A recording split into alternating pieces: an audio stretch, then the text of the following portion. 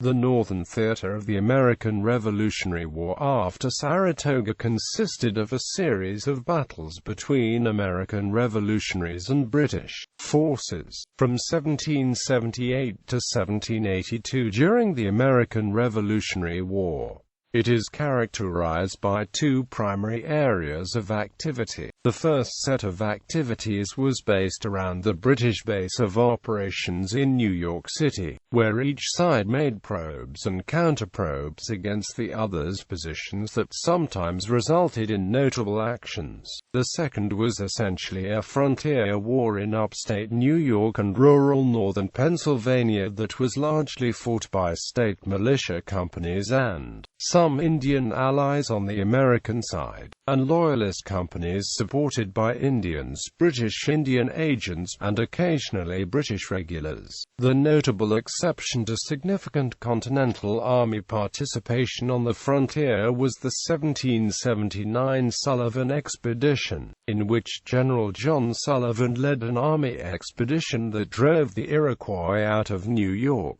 The warfare amongst the splinters of the Iroquois Six Nations were particularly brutal, turning much of the Indian population into refugees. The only other notable actions occurred in New England. A combined American-French attempt was made to drive the British out of Newport, Rhode Island. The Battle of Rhode Island ended badly when the French fleet abandoned the effort. The failure did some damage to American-French relations. In 1779, the British established a base on the Penobscot River in the District of Maine with the intent of establishing a Loyalist presence there. The state of Massachusetts responded with the amphibious Penobscot Expedition, which ended in complete disaster. The British continued a process of raiding the New England coastal communities. One such raid led to a skirmish at Freetown, Massachusetts, while others descended on Massachusetts and Connecticut coastal communities. In the 1781 Battle of Groton Heights, the British were led by Connecticut native Benedict Arnold, who did substantial damage to the town. British strategy after Saratoga. After General John Burgoyne surrendered his army after the battles of Saratoga in October 1777, France entered the war, recognizing the United States and entering into a military alliance. France dispatched a fleet and army across the Atlantic to aid the Americans fighting for independence. In addition to pursuing military operations in the Caribbean and the East Indies, France also applied pressure on Spain to enter the war, although this did not happen until 1779. Spanish actions in other theaters further stretched British military resources. These strategic changes forced the British to shift their attention away from North America, moving troops, ships and resources to defend the West Indies, India and other colonial possessions, as well as guarding against the threat of a French invasion of Great Britain itself. In North America, the British withdrew from Philadelphia in 1778 and made New York City the headquarters for the North American theater of war. They then embarked on a southern strategy, in which they sought to gain control over the colonies of Georgia, North and South Carolina, and Virginia, where they believed Loyalist sentiment to be strong. This activity formed the bulk of military activity in North America for the remainder of the war, but actions and forays occurred from British strongholds in Quebec, New York, Rhode Island, and Nova Scotia. Following the consolidation after the Saratoga disaster, the British began recruiting American Loyalists and native allies in great numbers to make up for the lack of army troops, and dispatched them on what were essentially raiding expeditions against Patriot settlements on the frontiers. Using the naval supremacy, the British also launched raids and amphibious actions against the New England coastline. American strategy after Saratoga. American military strategy widened to some extent following entry of France into the war. The states were still dominated by the larger British Army, which kept the Continental Army on the defensive outside Philadelphia and New York. The British began withdrawing from Philadelphia early in 1778, and the arrival of a French fleet off Philadelphia in July increased prospects for offensive action. While these large-scale actions occupied the army, militia and settlers on the northern and west frontiers of New York and Pennsylvania had to contend with incursions by Indians and Loyalists, organized by the British out of posts in Quebec. Skirmishes around New York. Each side made probes or diversionary movements designed to keep the other side on edge and uncertain of its intentions. General Clinton sent troops to clean out the nest of rebel pirates at Little Egg Harbor, New Jersey, in the Battle of Chestnut Neck on October 6, 1778. The British destroyed some American supplies, and on the 15th surprised Pulaski's Legion in the Little Egg Harbor massacre. Apparently as a diversion to draw attention away from the trade, Clinton also sent troops into northern New Jersey. During those movements, 12 companies of British light infantry led by Charles Gray surprised and slaughtered a sleeping company of American dragoons in the Baylor Massacre, on September 27, 1778. In May 1779, Clinton captured the outpost at Stony Point, New York, which guarded one side of a major crossing point on the Hudson River. When he weakened this force to provide troops for William Tryon's coastal raids, Washington devised an attack to regain the position. In the Battle of Stony Point on July 16, 1779, the fort was stormed by Anthony Wayne's light infantry.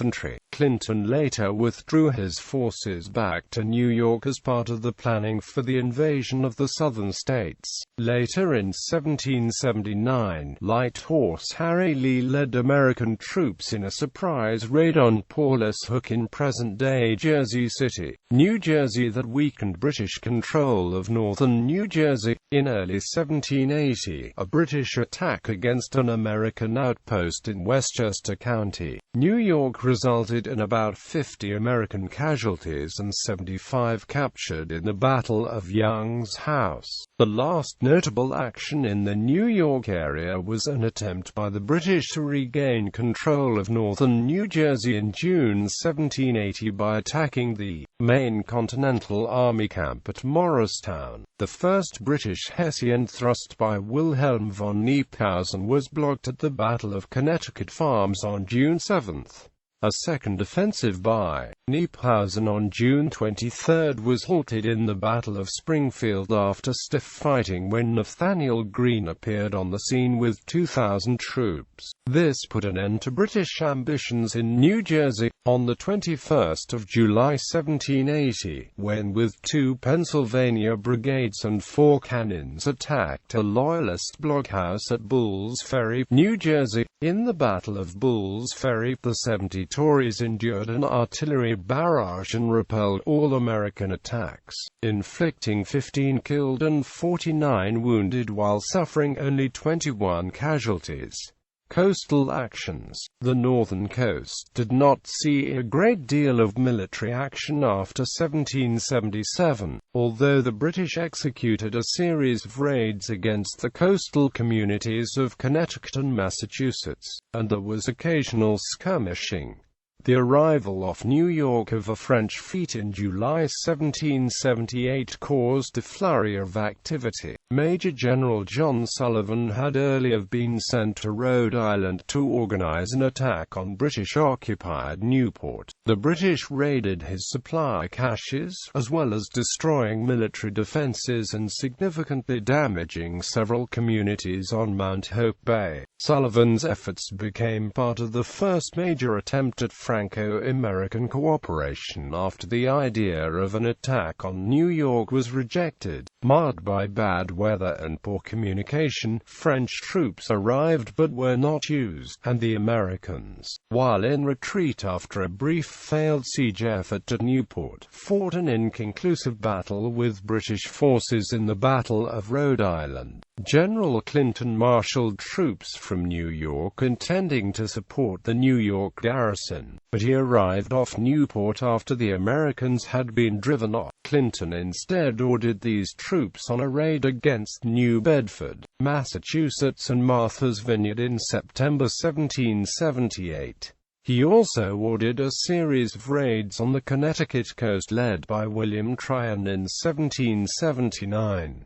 The most devastating raid was against New London in 1781, led by turncoat British General Benedict Arnold. In the summer of 1778, British military planners in London began to develop plans for a new Loyalist settlement in Penobscot Bay. An expedition was organized in early 1779, and on May 30, a fleet carrying troops and supplies left Halifax, Nova Scotia. Arriving about 2 weeks later, the British established a series of fortifications on the east side of the bay. The state of Massachusetts organized an expedition to drive the British out with minimal support from the Continental Congress. This expedition ended in disaster, with the entire fleet destroyed and nearly half the expedition's men killed, captured, or wounded. It was the worst defeat of an American naval force until the 20th century. Failure of the expedition was attributed to a lack of well-defined command between the land and naval components, and Commodore Dudley Saltonstall's unwillingness to engage the British fleet that arrived in relief.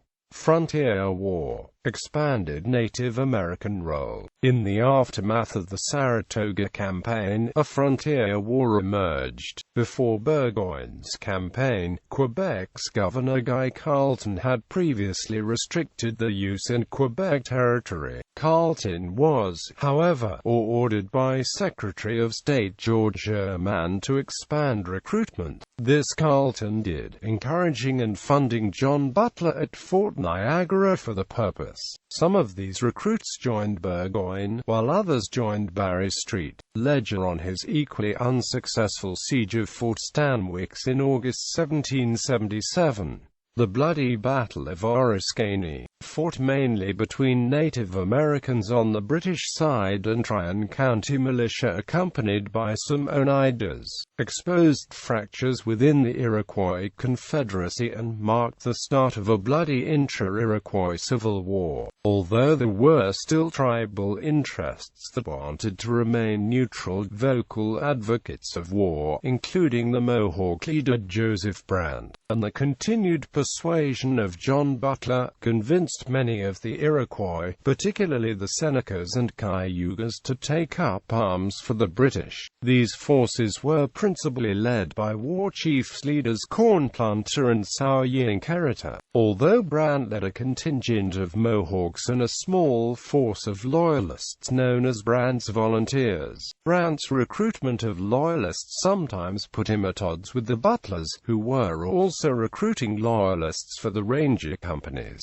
These forces engaged in destructive raids on outlying settlements of New York and Pennsylvania in the Mohawk, Susquehanna, Delaware, and Upper Hudson River valleys. These operations were primarily under the leadership of John Butler, his son Walter, or under the direction of one of the war chiefs. They were supplied by the British in Quebec and sympathetic Loyalist and Indian communities. These raids sometimes crossed into the territory of present-day Vermont, territory that was formerly claimed by New York but had recently proclaimed independence from New York after many years of dispute. The frontier settlers organized militia to defend themselves, and were supported by a few Continental Army regiments based at Fort Schuyler. Cherry Valley, and the Wyoming Valley. These defenses were largely ineffective at preventing the raiders from acting, but communities were sometimes warned of impending attacks by friendly Oneidas,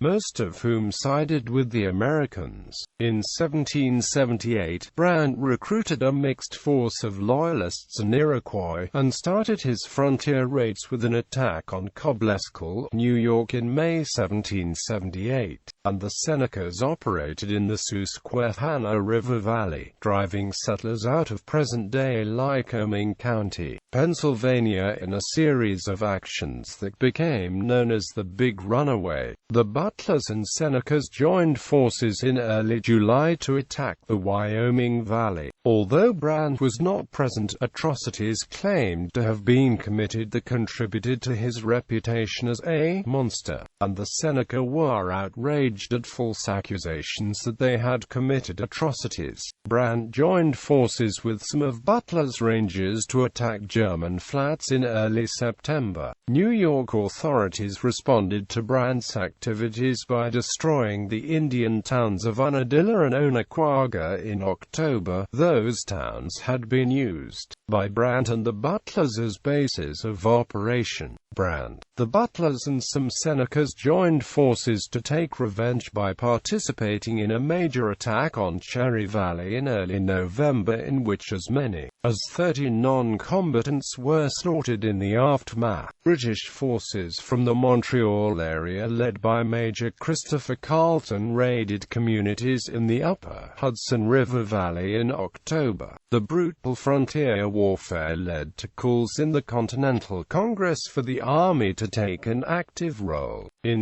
1779, Washington sent General John Sullivan on a punitive expedition to suppress Indian attacks. Sullivan and his troops systematically destroyed Iroquois villages, successfully driving the Iroquois north into Quebec. In the only major action in that expedition, Sullivan's forces defeated those of the Butlers and Brant in the Battle of Newtown. Brant led raids that specifically targeted the villages of the Oneida and the Tuscarora, who also supported the American cause. This destruction of Indian villages on both sides effectively depopulated much of the Iroquois territory as the survivors of the raids became refugees. But Sullivan's expedition failed in its objective of stopping or reducing the frequency of frontier attacks. In April, a few months prior to the Sullivan Expedition, American Colonel Van Schaik led an expedition of over 500 soldiers against the Onondagas, destroying several villages. Raiding continues. The Butlers continued to attack New York frontier areas while Brant became more active on the Western Front. In early April 1782, Ann Hupp defended the fort of Miller's Blockhouse against a Shawnee Indian attack for over 24 hours in 1782 while 8 months pregnant, after her husband was murdered and scalped. Even after preliminary peace was agreed in 1782, Brant tried to continue the war, but was forced to abandon the effort when the British stopped supplying him.